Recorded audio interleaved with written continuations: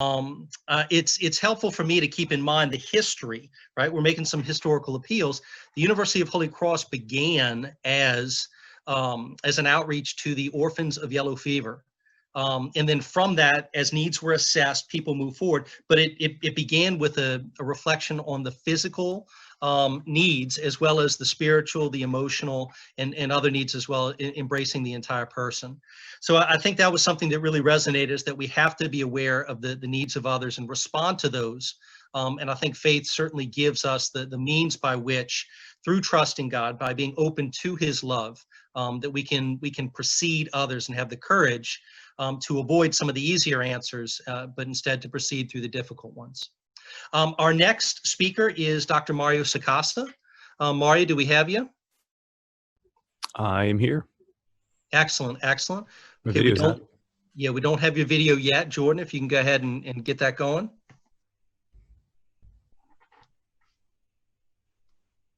And as audience members also, please feel free to send in your questions. Jordan will be collating those and sharing with us, the panel. I see a number of you have already started doing that. So feel free to share those. I've gotten questions. I think some people might have entered just a little bit later. We will be recording each of these. So today is phase one of a three-phase process. Today, we are beginning this conversation. We're meeting our speakers, meeting our panelists, developing an approach. And then each of our speakers in the months of August, September, October, and November are going to have a full 3 hours, 3 30-minute talks, so that we can drive even deeper into the insights that they're sharing. And also we can respond, which I'm going to discuss more at the end of our meeting today. We can respond a little bit more and see, what are you doing in your parishes, in your schools, in your communities, so that we can share best practices and really develop this conversation around the intersection of Catholic identity as well as education. Well, it's a pleasure to welcome Dr. Mario Sacasa. Mario, I'll invite you to say a little bit about your work, and then it's very exciting that we'll now be hearing about the virtue of hope from somebody who very much focuses on that virtue. Well, thanks, Dr. Amick. I greatly appreciate the invitation to be here. I'll just start by saying that it feels good to be back at Holy Cross, even if it is just remotely. I am an alum of that wonderful institution. I got my doctorate in counseling from the University of Holy Cross there in the counseling department. So shout out to Dr. Roy Salgado, who I think is somewhere in the ranks here with us, who chaired my dissertation. And so just again, grateful to be back with you guys. So thank you all for the invitation. Can we begin with the prayer? Would that be all right? If we Absolutely. start with the prayer, it'd be great as we move into this. In the Father, Son, and Holy Spirit, amen. Well, Father in heaven, we praise you and we thank you for the great gift of your love and your mercy.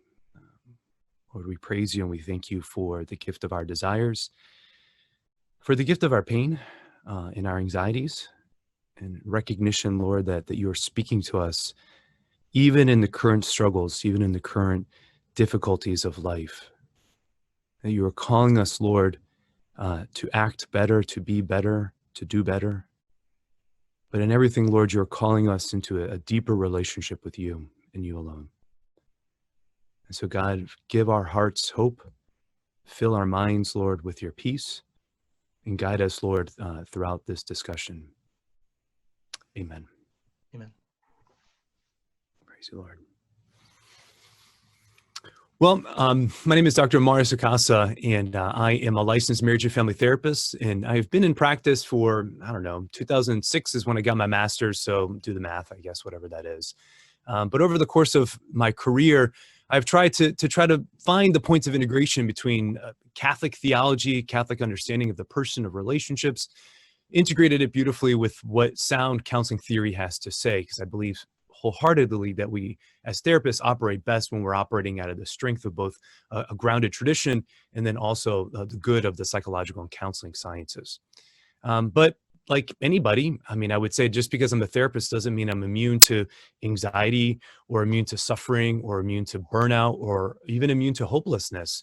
And so like everybody else, I would say currently with everything that's been happening over the last few months, I mean, if I'm being honest with you, I'm approaching today with great hope and anticipation to see what happens. But because I come today, honestly, myself filled with a lot of anxiety. I mean, since coronavirus has started in March, and then the civil unrest that followed following the George Floyd killing, which was so tragic, and just where the state of our nation as a whole, I would be lying to you if I didn't say that I was filled with my own anxiety, my own fears, and my own uncertainties about where we are as a nation right now, where we are as a community, a local community, and then kind of honestly where we're heading. And so, you know, I try to connect with my family. I try to connect with my wife first and foremost, but even my parents, we talk on I would say on a weekly basis. And so about a month or so ago, I was having a conversation with my parents, and just my mom could kind of sense on the phone that I was having some particular anxiety related to coronavirus and the civil unrest. And so then my mom just started sharing her story, which was really kind of beautiful. And see, our story is that we immigrated to the United States when I was just 2 months shy of being 2 years old, or just a couple months shy of being two.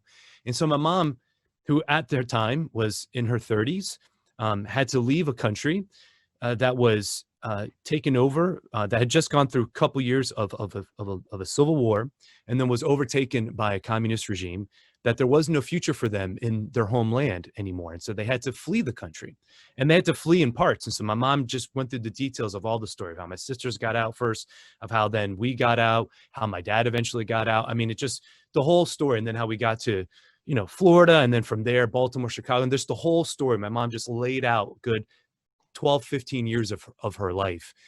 And as she was sharing all of this, she was doing it. Well, I learned a couple things. First and foremost, I learned that even at 40, like, your mom is still your mom. Okay. So no matter how old you get, your mom is always going to still want to take care of you and to love you and to support you in whatever you do. So that's first and foremost. Learned that beautiful lesson, which was great. And the second thing that I learned, honestly, was that my mom was trying to just give me hope. My mom, through the experiences that she went through of immigrating to this country and then trying to raise the four of us together with my dad and everything my dad had to go through to get work in America, all this stuff. My mom was trying to remind me that, like, as hard as it is right now, like, it is temporary, and there is something on the other side of this. And she was just trying to remind me of that, to give me some perspective so that I could have the hope that I needed in this particular moment. And that was quite beautiful. This is the gift of story. This is the gift of listening to others' experiences, of hearing how people have overcome certain tragedies and certain difficulties in life, to remind all of us that there is still something better. So as we move forward with this, whatever this is that we're dealing with right now, whether it's coronavirus or racial inequality, we have to believe that hope will get us through this. Hope leads the way. There's a number of psychologists who have dedicated a lot of their research to the concept of hope theory. And one of the prominent thinkers with regards to hope theory is a man by the name of Shane Lopez. And Dr. Lopez defines hope quite clearly, and this is how he defines it. He says, hope as a psychological trait, then, is the belief that the future will be better than the present, combined with the belief that you have some power to make it so. All right. Belief that the future will be better than what it is right now. Something has to be better than what we're experiencing in this moment.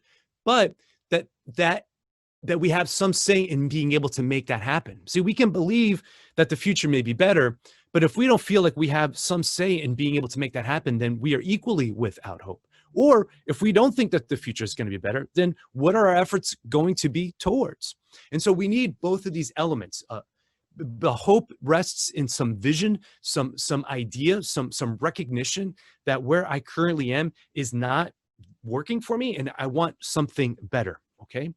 But that we have some say in being able to make it happen. Right. That's why I have great hope about today's event, for example, is that we're trying to say, all right, like, we know that there's a big problem here. But the problem of racism, for example, isn't a problem that any one individual can solve on their own.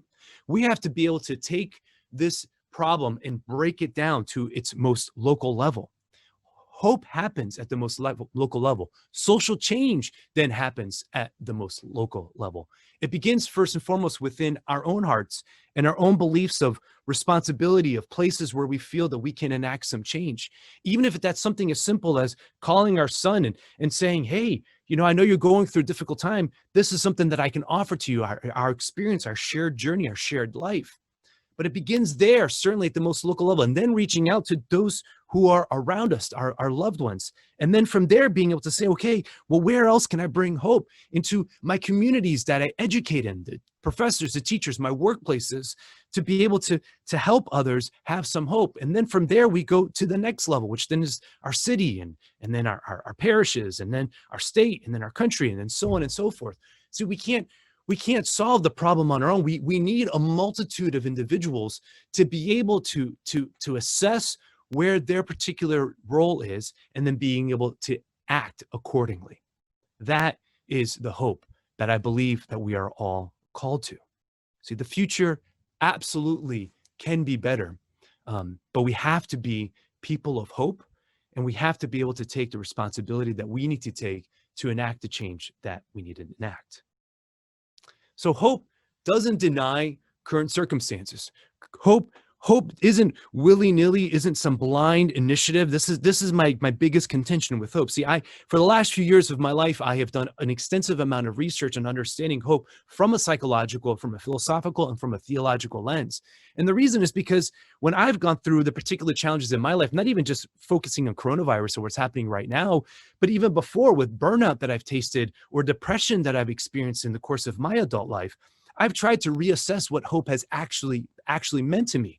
And this kind of false hope, this naivete, this blind hope, the hope that we kind of speak about, I hope I'll win the lottery, or I hope something gets better, or I hope whatever, blah, blah, blah. We speak of hope as like this, like just magic pixie dust. And that is not the hope that I'm trying to speak about. Again, I'm saying that there is a hope that is real, that takes into account our current sufferings, and that says, okay, but there is still a way forward. See, hope takes into account the reality of the pain, the reality of the injustices, the reality of the fears, the reality of the anxieties that we all experience. Hope, authentic hope, deals in reality.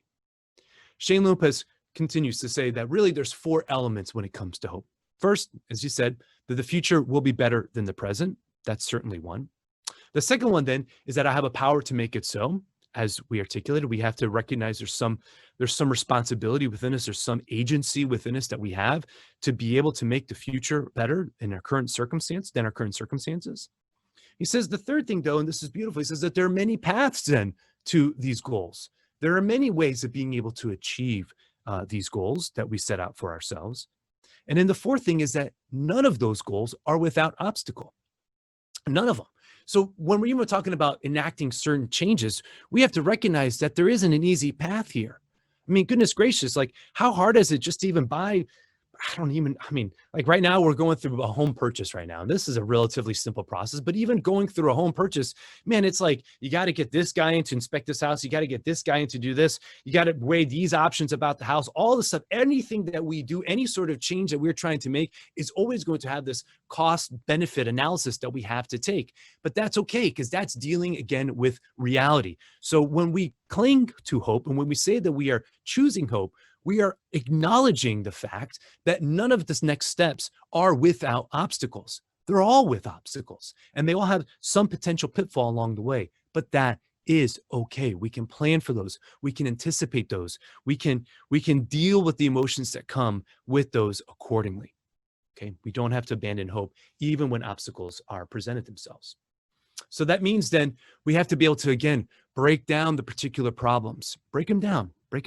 All right. What is the simplest way, the easiest way that my sense can begin engaging in? What are the doors that are presenting themselves? What are the opportunities that are there that I should engage in? Again, this is why I'm grateful for Dr. Amick and his committee here and inviting me to be part of this. I feel honored, honestly, just to be able to have a place to be able to have this type of conversation and engagement. It really is truly humbling. So we have to be able to set our goals, recognize then that we have some say in being able to make this happen, and then act accordingly with hope. See, But here's the challenge with this definition of hope as being solely future-oriented or solely goal-oriented. That while there is an element of it that is absolutely true and is good, there's also, if we're really honest with ourselves, an aspect of this definition of hope that is still lacking. And this is where our theological tradition kind of kicks in. Even if we were to solve every single problem that we could conceivably imagine, in humility, we have to recognize then that evil would still exist in the world, that the tensions between people would still exist. Now, that doesn't mean we don't fight for justice. Of course, we fight for justice in our present day and age. But that even if we were to solve the current injustices that we are experiencing, I mean, truthfully, this is not to sound futile, this is to be realistic, there would still be unfulfilled dreams that would still emerge. There would still be other things that we feel that we haven't accomplished. I can look at my life, and I just turned 40 on Saturday, so maybe I'm a little bit in the reflective mood right now. But I think about the things that I've accomplished in the first 40 years of my life, and I'm grateful for the many things that I've been able to do. But can I say honestly that I've done everything I wanted to do? No. And in humility, if I look at the next 40 years of my life, God willing, if he gives me that much, am I going to be able to accomplish everything that I want to do? Honestly, probably not, because I tend to be on the ambition side of things and a little bit on the ADHD side of things as well, that I tend to kind of want to do a little bit of everything. So I have to recognize inside of me that there's going to be dreams that are going to be unfulfilled. There's going to be certain hopes inside of me that honestly, goals inside of me that I'm not going to be able to accomplish. And that's okay. We have to be able to then move our being, our psyche, our spirit, so to speak, into a deeper, more abiding hope. And this deep hope is something that Professor Andre Willis, who is a professor of religious studies at Brown University, he characterizes. And he speaks about this very beautifully. He speaks about this deep hope that is beyond marketing, beyond capital gain, beyond personal fulfillment, beyond accomplishment, beyond anything that we can do, but a recognition that it's tied then to our present circumstances, that acknowledges the real suffering that we face, at the same time not succumbing to it, okay? So we find this balance. We always find this tension here. I want to get stuff done. I want to work. I want to accomplish. I want to do. I want to live. I want to soar. I want to achieve every dream that I have. Yeah, buddy, go for it. Do it. That's what I want to tell my kids. Soar, maybe soar. Do the things that you want to do. At the same time, recognizing that even if I do all those things and I have the bank account that I want and have the cars that I want and I have the goals that I want, the qualities I want, everything, the recognition that there's still going to be some discontent inside of me. And so we live in this tension, and we have to be honest with this tension that exists inside all of us. The desire for more, the desire for fulfillment, and the recognition that there is going to be this discontentment. If we're humble enough to sit with that, if we acknowledge that that is present, that is the place that we turn to our Catholic tradition to find some answers. Our Catholic faith would say this about hope. It recognizes that those desires that you experience, those discontentments, those anxieties are real. They're real, and we shouldn't ignore them because they are instructive. They're communicative. They're trying to tell us something. Desire is good because only out of desire can we respond.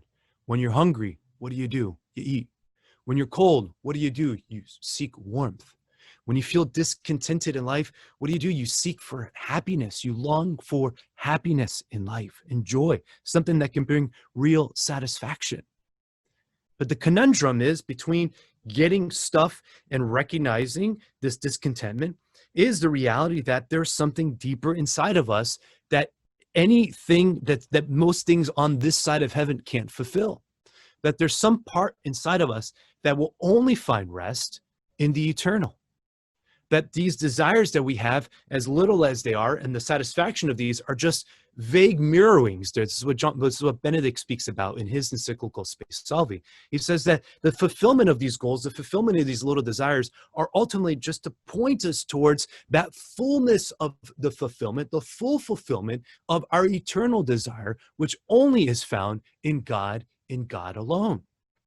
And so our hope at the deepest, most fundamental, most profound level of who we are as human beings, our hope has to rest, that deep hope has to rest in God and God alone. God who is the author of creation, God who is the author of time, God who is the author of everything that we see, that we experience, that we move in, God who is reality himself, being able to sit with that and to bring our hopes entirely onto him. So hope is then this honest recognition that I'm frail. I'm not as strong as I think I am. I'm not as capable as I would like to say that I am. Yeah, it's great. Here I am. I'm married. I got 4 kids. I got a doctorate. I have a counseling practice. I'm working this great nonprofit ministry. I have wonderful opportunities to be invited to speak at lectures like this. Well, whoop de frickin' do. Like at the end of the day, I'm frail and I'm broken. And I'm desiring some satisfaction in life. That place right there of your human limitations that we all experience, of our human fragility, in the Catholic sense, in the Christian sense of the word, that's where the virtue of hope kicks in. The place where I feel that I am insufficient and that I cry out for the Lord to make up for that which I am lacking, that is the virtue of hope, the theological, supernatural virtue of hope that ultimately comes from God and God alone. And Joseph Pieper, German philosopher who wrote many beautiful things.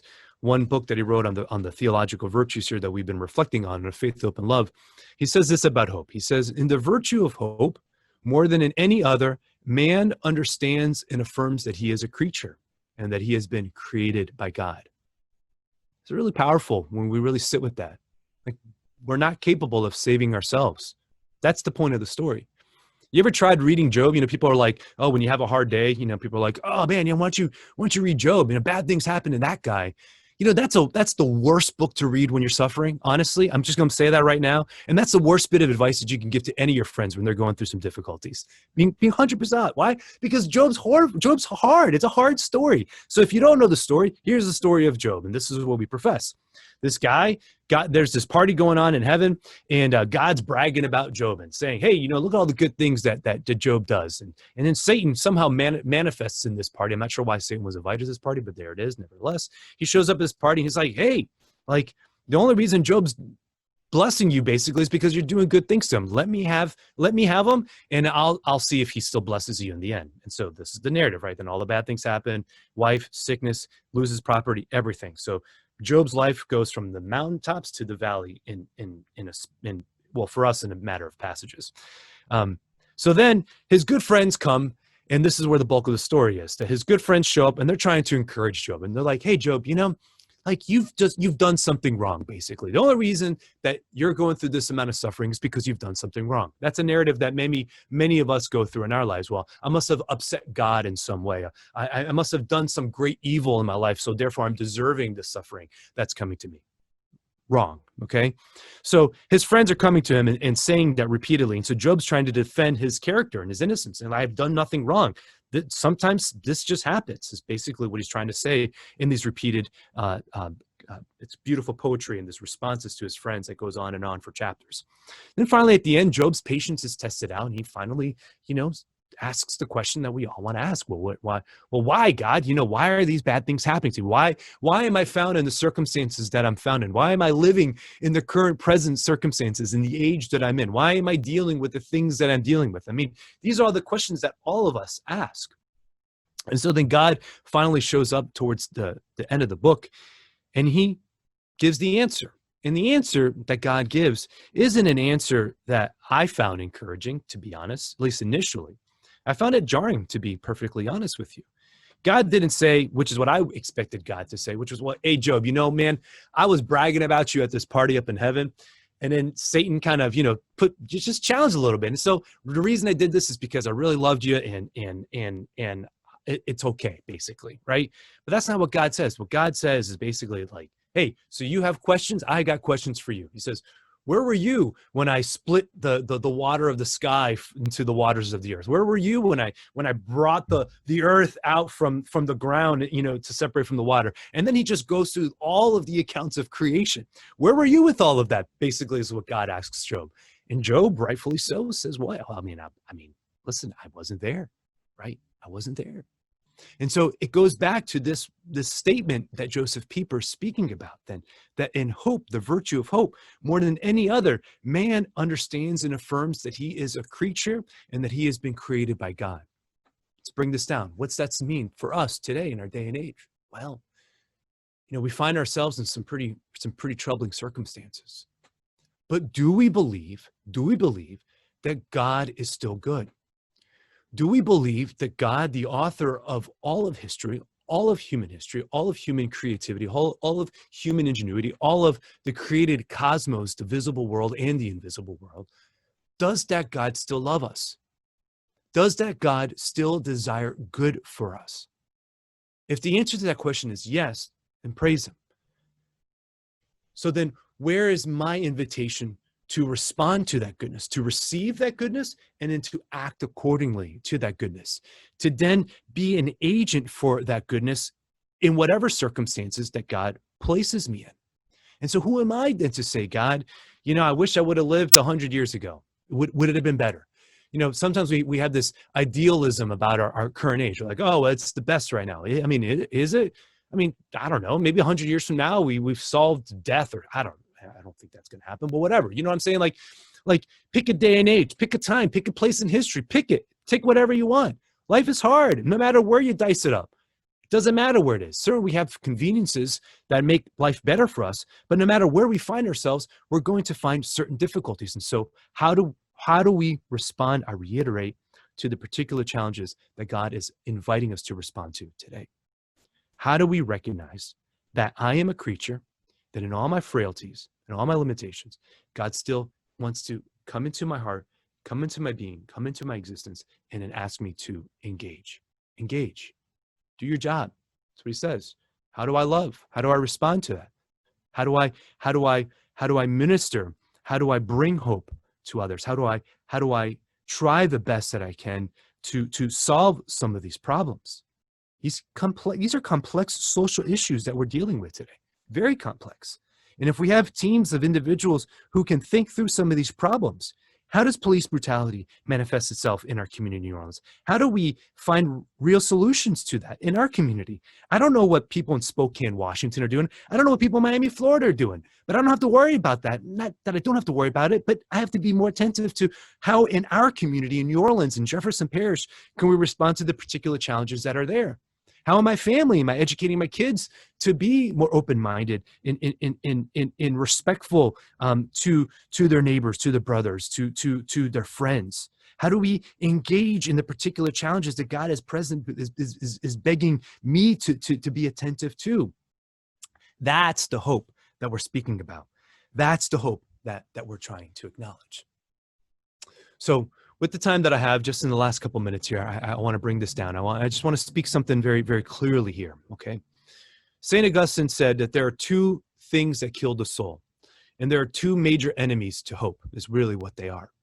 Because anything that attacks hope attacks the soul. He says that the first thing that attacks the soul is despair. We cannot despair. We cannot despair. Despair puts a period at the end of the sentence. Despair says that there is no other option.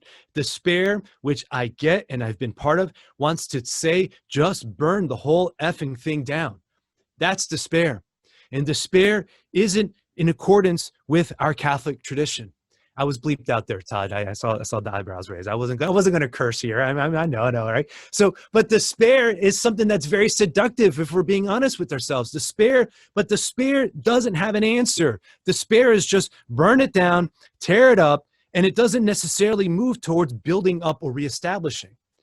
Despair is seductive because it comes out of pain, and we think that sometimes the best solution to our pain is just to lash out. It's just to cause more disruption. And that is not the answer that we're seeking right now.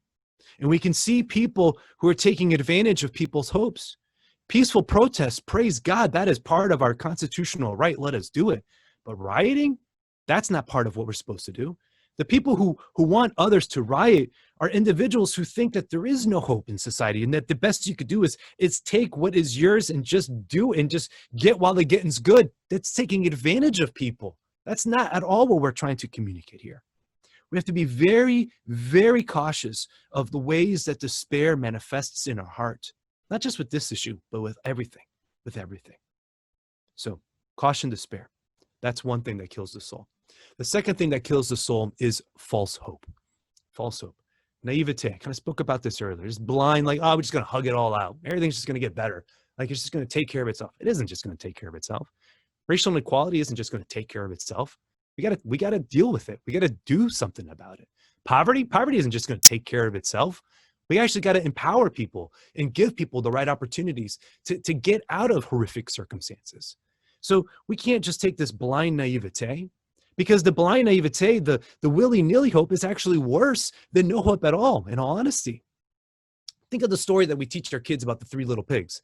Well, the first pig who gets the money to buy the straw, and then he purchases the home, he was worse off because he built the house of straw than he would have been if he wouldn't have built anything at all. Because what happened is that he had this false sense of security about his establishment, this false sense of security that this house of straw is actually going to protect him against the big bad wolf.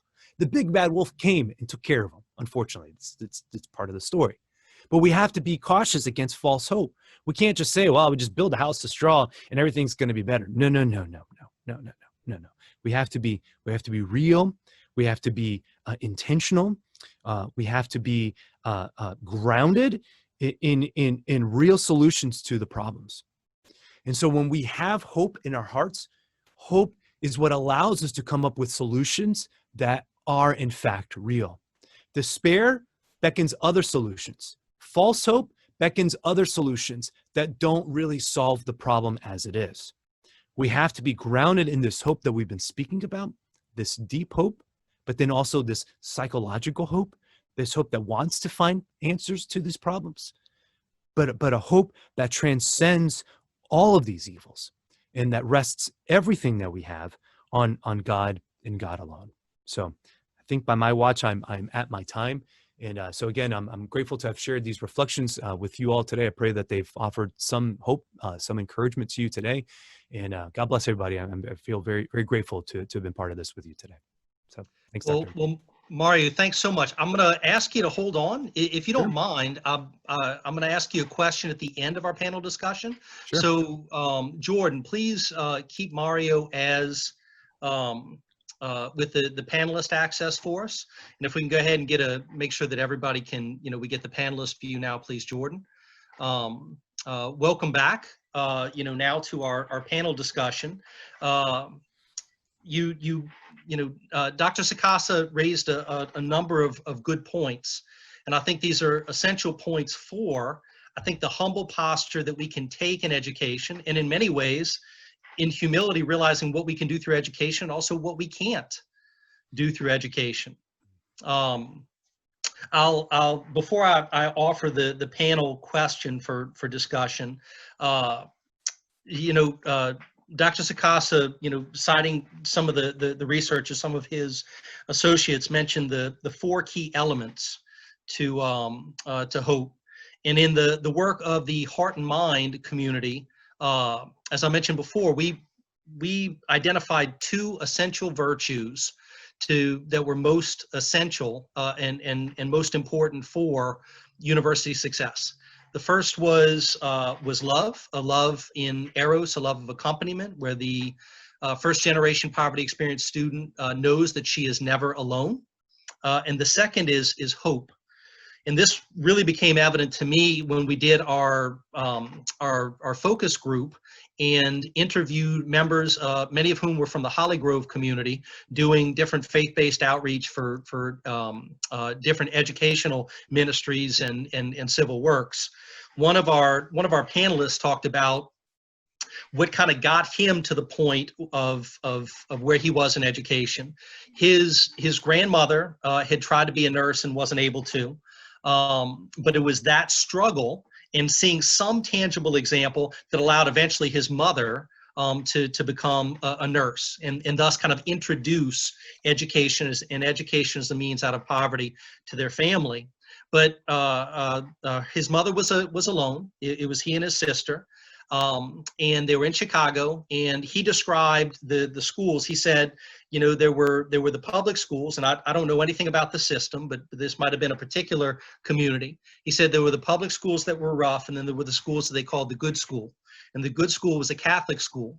So there was a certain culture, a certain ethos, a certain respect that even at that point as non-Catholics, they recognized that in some way there was a manner of treating each other that was somewhat different from a non-Catholic institution. So the good school and the other. And his mom told him, you know, we do not have enough money. I don't have enough money to send both you and your sister to the good school. So what I'm going to do is I'm going to send her to the good school, and I'm going to send you to the public school. But there's a difference between you and everybody else that's there. And that's because when things get tough, they won't see a way forward. So they may sling drugs, they may fight because they feel trapped. But I'm telling you now, in a year, I'll have enough money saved up to send both of you to the good school. So the difference between you and everybody else there is next year, they don't have that to look forward to. So he was able to then imagine things being different. He recognized agency, and he couldn't do it for a year. He couldn't keep out of trouble for a year, but he could do it for a day, and he could avoid it for a day. He could avoid it for a day. But there were a couple of elements that you highlighted here that I think are important. The second is what I describe as agency, that somehow I have control over the choices that I make. I think a Christian understanding of the human person, an understanding of original sin, lends us toward humility, where we realize there's some things that are beyond my scope to do. Mm-hmm. All I can do is the best that I can do. It's the equivalent of, I don't know if any of y'all have ever had a supervisor or a boss who gave you a job that was beyond your scope. You didn't have the resources, the whatever you needed to do it. It's utterly demoralizing. It tears us apart. But it seems like part of, in particular, the theological virtue of hope allows us to know that whatever it is that God has called us to, that he will inform and give us what we need to be able to accomplish that. So I now ask Dr. Parham, how has the virtue of hope informed the work that you've done with Nyansa? Thanks, Todd. So I think, you know, as I listen to some of the stories that you're relating, and the importance of being able to see a future that's different in what you have right now, and to be able to see incarnated in real people an example of a future that's different than what you've got right now. And so I'll start out just with a story of something that I experienced. I would not say that I grew up poor. I grew up maybe lower middle class, but kind of on the edges with families and in neighborhoods that were lower income.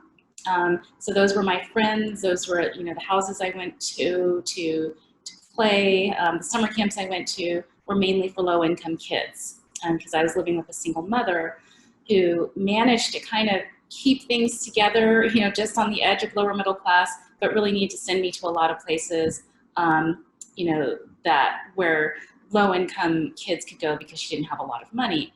So I do remember at one point that there was a woman in the church that I went to. I don't remember her name, but she taught some of our Sunday school classes for a little while. And there was just a certain way that she held herself, a certain way that she spoke, that later now I can see that she had a higher level of education than most of the adults in my community. I really couldn't put my finger on it. All these years later, I can see what was going on. But this was an African-American woman, and I was surrounded by, you know, in the African-American community, but I was not used to seeing someone like this. And it really got my attention. And I thought, wow, there's something different about her. And I'd say that I was continually encouraged by other adults in education, you know, in my church was very much encouraged. And so seeing those role models and having that encouragement was very important. So in terms of what we do in the community at Nyansa Classical Community, I think it's very similar. So we're working with kids coming from low-income African American communities. And again, being present and being there. I myself, obviously, am an African American woman, and many of the students that I work with, the college students, are from diverse backgrounds, some white, some Latino, some African American. And I think it's also important there for the kids to see these different kinds of people working with them that they don't always get. People who have made it to college, so that they can see before them some possibilities and a future. Myself directing the program as well, I think, is something.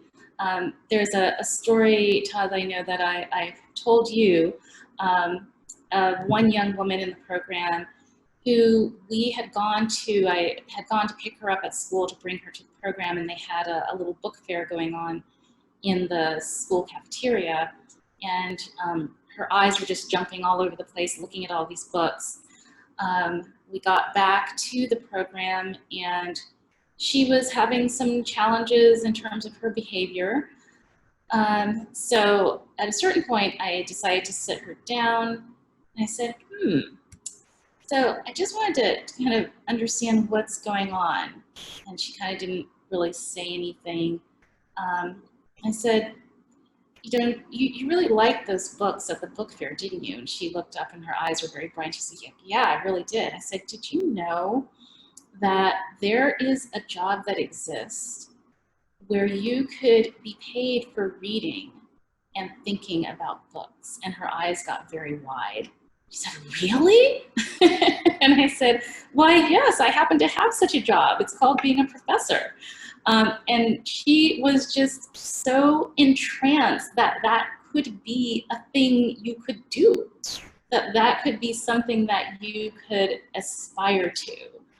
And when I think back about other African American leaders and writers, the importance of education and how it has literally opened up their soul. Frederick Douglass is one who comes to mind in his narrative, where he talks about learning to read, and he basically had to, snatch knowledge away, steal knowledge, because his owners didn't want him to learn how to read. But as he got this knowledge, as he was able to read, it literally liberated his soul, right? It pointed toward futures that he couldn't have imagined for himself.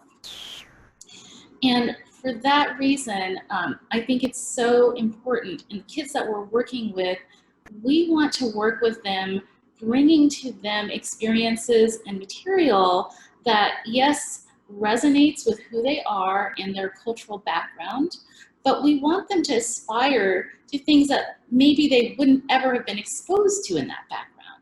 And so that's why we do bring them classical literature, as well as Bible stories. And then we also bring them experiences from Black intellectuals who have drawn on the classical tradition, right? And so you kind of get all of that woven in there together. There are, in the current racial climate, there are many calls for suggesting that, anything that is kind of associated with the majority culture, and so things like classic literature, like, say, reading Homer, or reading other authors who are European and usually male, that's just no good for our communities. We should only be looking at things that resonate with our experience. And I would embrace both, right? So we look at things that resonate with our experience, but we also look at this literature that is rich and that is spoken to many people across millennia, including Black intellectuals like W.E.B. Du Bois, Anna Julia Cooper, Frederick Douglass, who read many of those classics. So it's that kind of reading and experiencing together with having the input of people who care, who are there in the flesh. That you get that input of people who are caring for you and seeing the best in you. And I think that's another thing, that many children now in their schools are often made to feel like they're a problem. and not to unduly criticize schools and teachers because they have a very hard job, usually with not enough resources. So I know they're doing the best they can, but often because they don't have the resources they need, you kind of get these forms of discipline that can sometimes be experienced as soul crushing. In the work that we do, we work with very small groups that we're able to give a lot of individual attention to and really focus on seeing the best in that child, which I think is another way of fostering that hope. Excellent. Well, thank you so much, Angela. A couple of things that I think are really important for us to focus on that you shared going forward. One is the importance of appealing to, universal principles and concepts that we all share that bind us, but doing so in a way of charity, which we would articulate as inculturation or interculturation, that there are great opportunities to be able to do that.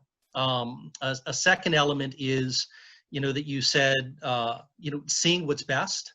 As you were saying that, I was thinking of Paul's in essence love poem, that love bears all things, believes all things, hopes all things, endures all things. And so I think this is going to be a wonderful segue, to our next section. By the way, when you first told that story to me about the little girl who fell in love with books and in the process, we experienced kind of this freedom, that was the first time I knew we would be friends. Chuck, I'll pose the same question to you. What role does hope play in the work that you do? So I'll be consistent with my themes. Every time with faith, hope, and love, I have keywords that tie to those. And for here at Boys Hope, Girls Hope, hope really, our focus is opportunity. And obviously, education creates a tremendous growth and opportunity for our kids, beginning with where they go to school, obviously what opportunities they're going to have for college. It also expands the professional selections that they pursue from, whether it's medicine or education or whatever it is that attracts them. And so, with our name, Boys Hope, Girls Hope, hope always is an acronym for homes, opportunities, parenting, and education. And those are really critical aspects from us. We try to come from a family aspect where we create family-like homes. And so the idea of hope is really about being a place where we develop all of those aspects so that a kid can go on and have opportunity. And that creates hope, in general. And so on the flip side of that, and what I will say is, because we work from 8 years old to college graduates, that looks very different at different stages in life. It's easy for our middle school kids to be somewhat less impacted by the things going on in society today. They see it through social media, and they see it and hear about it through conversations, but aren't as impacted as I say, our high school kids who have a little bit more maturity, and even more so our college kids who are then really starting to form, their own belief system. And I will say that while there is hope, I've also seen in the last 6 months a lot of despair, and the reaction from society, the contrasting reactions from society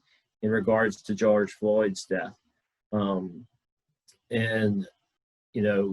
in social, you don't have to be on social media long to see that there are people who,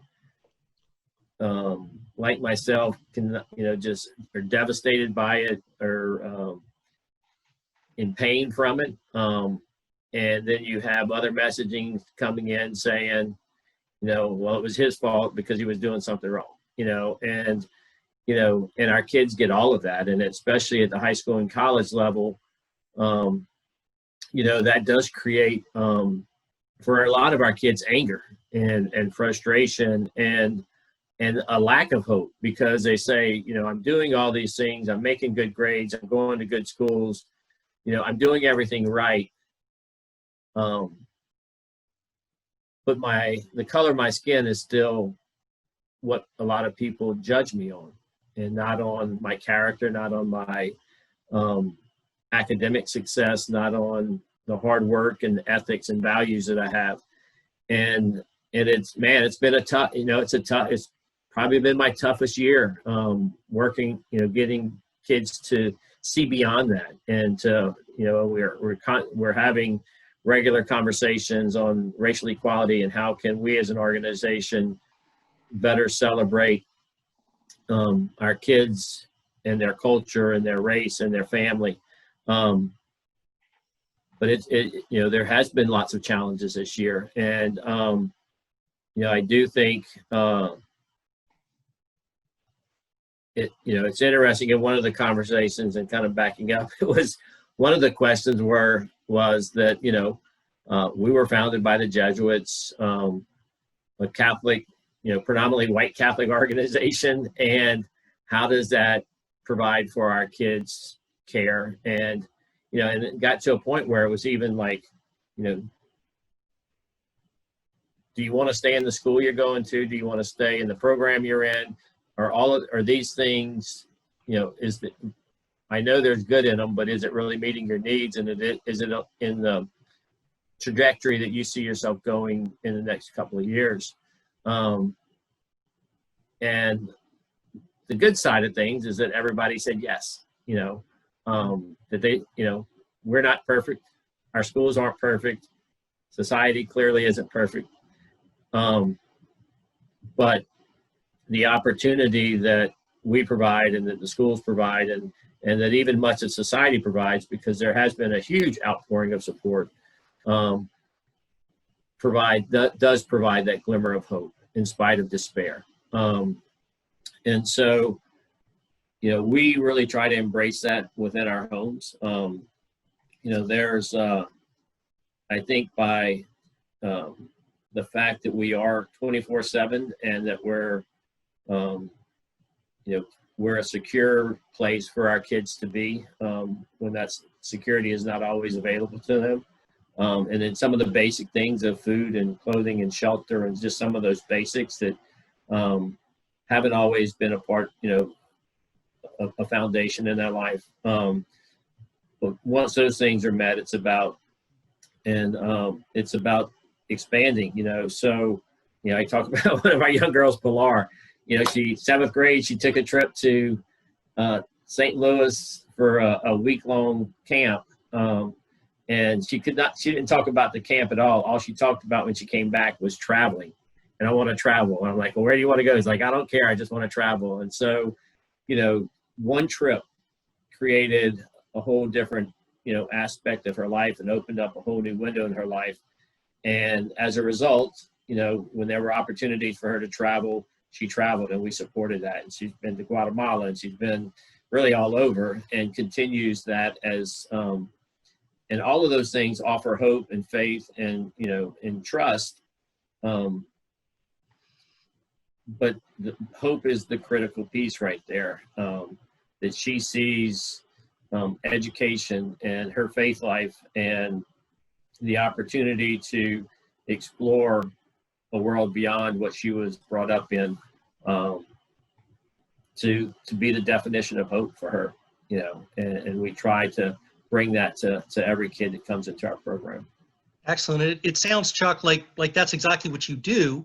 And maybe one of the themes that we see emerging is something we'll carry on then to phase 2 is that you do so by providing tangible examples, right? So you're able to get her to a new experience so that she would know that experience. The same thing with you, Angel, with one of your community who, because she saw something she desired, as Mario talked about that, but then she saw it as unattainable, you were able to begin with that desire and to show, no, it is attainable.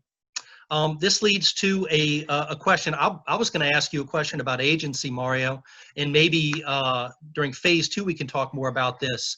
That I think there's something about watching so much news to where you, especially if you have it on 24 hours, you feel like you're finding out about stuff and there's nothing you can do. I wonder if it even erodes agency. But we'll put a pin in that one. Maybe wait on that, and just the directive will be only watch the news you need to, right? Be intentional about it. But a question that we have from one of our audience members is on the important link between genuine hope and a genuine life-affirming recognition of frailty, and a false hope, which also points to frailty, but instead like a frailty that says, we're corrupt, there's nothing I can do. Either, as you say, I'll get what I can when I can, or maybe what happens as well is saying, whatever's there, I don't like, and I'm going to burn it down. So what are these two different types of frailty? How are they really informed by a genuine hope? Yeah, great question. Thank you for C. Gilson, whoever C. Gilson is. I appreciate you asking the question, and thank you, Todd, for giving me the opportunity to answer it. Well, I think first I want to go back to something that both Chuck and Angel spoke about with regards to the importance of examples. And I think this goes right into this question as well, in that, like, Chuck, you beautifully said about some of the young men that you're working with in the Boys Hope home who are despairing right now because they wonder if all the efforts that they're doing is going to amount to any real change. And that is a real temptation for all of us, for any of us. But again, in particularly, now with this focus for these young Black men.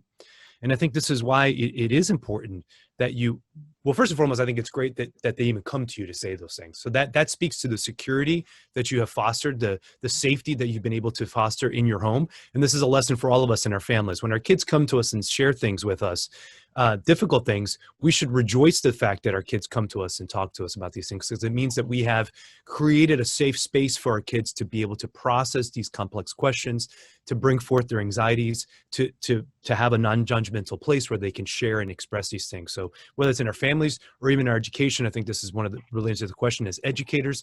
If we've allowed for openness and dialogue in our classrooms, then we allow our kids to be able to bring forth these questions and these things. Again, in any circumstances, this is the type of environment that we want to encourage. So the fact that they've come to you, Chuck, and said that is beautiful.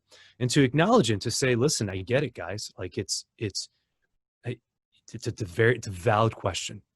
Okay. But what do we do with it? Okay. And that's what I was saying earlier in terms of hope anticipates the obstacles. Hope recognizes that to get from point A to point B isn't going to be clear cut. There's going to be challenges that are going to present themselves along the way. And then if the question is then, okay, like you're going to have to deal with prejudice against the color of your skin. What does that mean for you though? How does that shape your character? How does that shape how you want to be in this life? In preparation for this lecture, I really over the past week have really dived back into Martin Luther King and just honestly, I mean, one of the greatest preachers of the last 100 years for right reason. So I watched I Have a Dream speech, which is just, I mean, wonderful. I've seen The Mountaintop, his final sermon right before he's assassinated the next day. And then one that was lesser known, his Unfulfilled Dreams speech, which is just also, again, honest acknowledgement of everything that we're kind of speaking about here, both with the question and these different things, is to say that like what Dr. King provided was a vision, and he provided he says, I have a dream. Well, what's the dream? That my children will be judged not by the color of their skin, but by the contents of their character. That dream is still to be fulfilled. But okay, so what do we do to try to accomplish that? And so again, I think very few of us are called to the same position of influence that Dr. King was called to. Very few of us are called to that level of prominence within this community. And so our desire, our focus, back to this question in terms of where do I find the balance between frailty and effort, is where does God want me today? Where am I called to initiate action today? In my community, in my family, in my classroom, in my ministry, in my endeavor, where am I able to bring about some change in the small circumstances that I find myself in today? And if you feel that in the current circumstances that you're in, that you have impacted somebody or have made some movement towards positive, growth, change with regards to this issue of race relations specifically, then praise God. Then you've done your work. And I don't know what that looks like specifically. That's the question of discernment for each and every single one of us. It means first and foremost, maybe as we've talked about, giving space for conversation. Great, awesome. But then, do we need to talk about what are the specific laws that we need to be petitioning and protesting against? Okay, can we call the communities that we're in to stand up for social action against some of these things? Yeah, we absolutely can. This is part of the gift of being an American. And so how do we do that? How do we identify what those particular calls are? And then how do we rally people to make changes for the particular laws that we think need to be changed? Those are great small issues that we can small steps that we can take and that we can call others towards. So I would say again, and even with this, with Todd, you're speaking about in terms of the media, like, we have to caution. Some of this also is a little bit of a prudence in terms of cautioning the amount that we're drinking of certain narratives, because the narratives that are out there are going to be impacting our opinions and our thoughts and our desires. And so sometimes we have to be honest and say, like, honestly, even with the coronavirus, we want to talk about that specifically. I mean, I think like all of us, maybe at the very beginning, I was checking every day and like, what's the numbers? What are the numbers? What are the numbers? And over the last couple of weeks, I've really had to just kind of disengage a little bit, not because I don't care, but because I need to have some appropriate self-care, which is to say, I know that I don't have the capacity of finding a vaccine. I don't. That's not within my domain. That's not within my sphere of influence. I don't have the capacity of being able to tell people at a bar to wear masks, because I'm not a bar owner. You know, if I was a bar owner, I would tell everybody to come into my bar or my restaurant, you have to wear a mask. So I can be responsible for my domain and not try to get overly worked up by what everybody else is trying to do. And so have to be able to have some focus, because I can't be aware of it all. I can't be attentive to it all. That's not me trying to be ignorant. I'm just saying that my limits, I've hit my limits with some of these things, and I have to be able to be humble enough and recognize that those limits are there. So that's what I would say to the person asking this question, is to say, again, recognize where you are, what's the current space that you're in, and what are the things that you can do to with the current sphere of influence that you have, because we all have a sphere of influence. See, despair would say you have no sphere of influence. Being overly grandiose says that you're going to be able to impact, everybody or do everything in the whole world or whatever. No, we have to find this balance. What's the little space that I have, and then to be able to ask, okay, what can I do to make a little bit of change? And I think that's the magic balance right there, is to say, it may not solve the whole problem, but it doesn't matter. It's enough for today, and it's enough for the people that I'm with. And at the end of the day, that's what God is going to ask me to be responsible to. Excellent. And I think one of the things you mentioned earlier, which is having a humble posture, because we recognize we're creatures. I think that opens us up to be able to say, where are we? And one of the places where we see we are is, of course, we're in education. Mm-hmm. We have the ability to be able to love and serve others in a particular way. And so as we continue to explore that, we'll see where we are also, which is at the time for our next break. So we'll take a 5-minute break at 23 after 11. We'll begin promptly with Father Josh Johnston's intro, his talk, and then we'll go ahead and have our last panel discussion, and we'll talk about next steps, which include having Dr. Angel Adams-Parham, having Dr. Sacasa, and others who are going to have then a full day to be able to unpack. We'll see you in 5 minutes. Thank you.